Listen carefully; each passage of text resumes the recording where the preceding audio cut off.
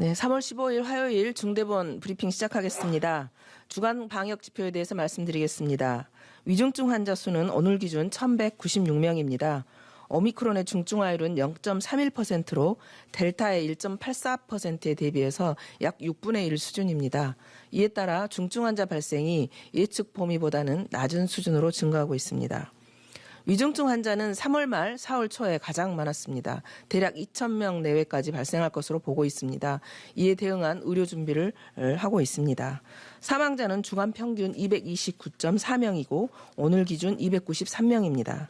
고인의 명복을 빌고 유가족들에게도 심심한 위로의 말씀을 전합니다.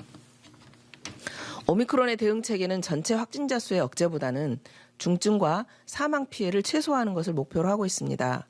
일일 확진자 수가 30만 이상 발생하면서 지속적인 증가세를 보이고는 있지만 확진자 수가 많이 발생했던 다른 나라에 비하면 낮은 치명률을 보이고 있습니다. 1월 중순쯤 오미크론의 정점에 다다랐던 미국의 경우 560만 명이 최고 확진자 수를 보였고요. 프랑스는 240만 명 이상이 발생했습니다. 그때 당시 누적 치명률은 각각 1.21, 0.61이었습니다.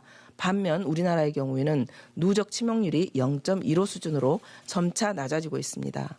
인구 10만 명당 사망자 수로 비교하여도 우리나라는 10분의 1 수준입니다. 21년 4월부터 22년 3월까지 변이가 판정된 14만 1000명을 분석한 결과에도 3차 접종을 완료한 경우 오미크론의 치명률은 0.07입니다. 3차 접종을 완료한 60세 미만은 거의 0%입니다. 그렇지만 미접종 시의 치명률은 0.52로 분석되어서 접종을 받지 않은 경우 오미크론의 치명률은 계절 독감의 5배 정도로 보이고 있습니다. 특히 60세 이상의 경우에는 미접종자의 치명률이 3차 접종자에 비해서 10배 가까이 높습니다. 3차 접종자의 치명률은 0.54에 불과합니다. 그러나 미접종자의 치명률은 5.05입니다. 따라서 60세 이상의 경우 예방접종이 가장 최선의 대응 방법이라는 것을 다시 한번 유념해 주시기를 당부드리겠습니다. 3차 접종까지 반드시 접종을 완료해 주십시오. 의료체계는 현재까지 관리 가능한 범위 내에서 운영되고 있습니다. 지속적인 병상 확충 노력으로 중환자 전담 치료병상 2,779개와 준중환자 병상 5,066개를 합쳐 대략 7,800여 개를 보유하고 있습니다. 현재 중환자 병상은 65.1%가 사용 중입니다. 준중환자 병상은 70%가 가동되고 있습니다. 확진자 발생 시 병상 배정은 원활하게 진행되고 있습니다. 특히 위중증 환자는 약 2,000명까지는 안정적인 대응이 가능하고 병상 운영을 효율화할 경우 2,500명 정도까지는 감당이 가능하다고 평가하고 있습니다.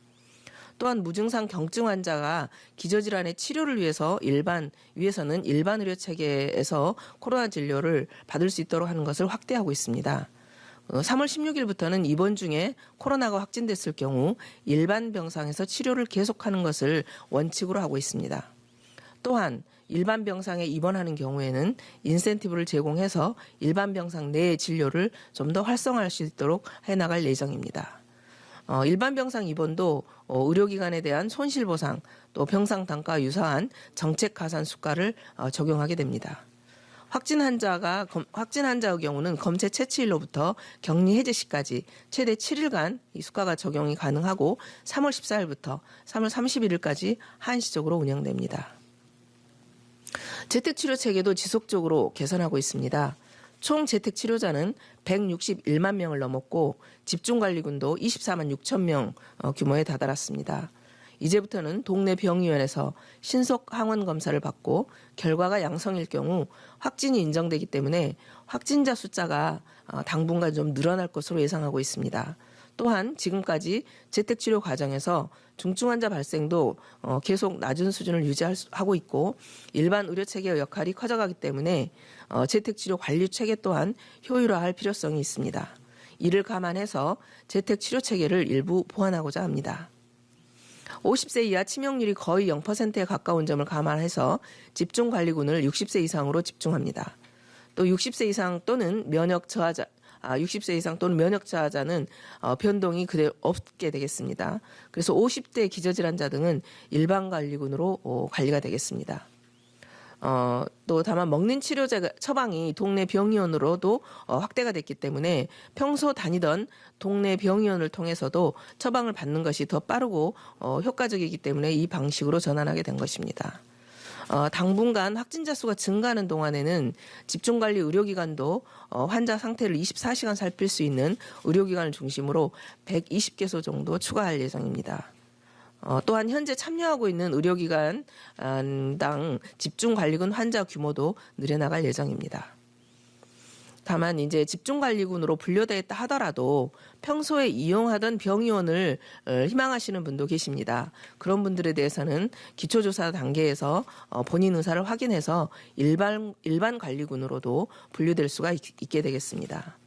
이러한 변경은 지자체와 의료기관 안내 등을 거쳐 3월 16일부터 시행할 예정입니다. 집중관리군 환자를 32만 명 수준까지 감당 가능하고 또 고위험군의 먹는 치료가 더 신속하게 처방될 것으로 보고 있습니다. 여러 전문가들의 예측으로는 이번 오미크론 유행이 일주 내외에 정점에 도달할 것으로 분석되고 있습니다. 정부는 중증과 사망 최소화를 목표로 방역과 의료 체계를 계속 재편하며 대응해 나가고 있습니다. 전문가들의 예측대로 상황이 전개된다면 오미크론 유행을 준비된 관리 범위 내에서 견디어내고 또 이후에는 코로나와 함께 살아가되 보다 일상에 가까운 생활이 가능할 것으로 예상하고 있습니다. 국민들께서도 조금만 더 힘을 내서 마스크 착용 등과 같은 방역수칙 준수와 예방접종에 적극 동참해 주시기를 당부드리겠습니다. 정부도 안정적으로 이번 유행을 극복하기 위해서 최선을 다하도록 하겠습니다. 감사합니다.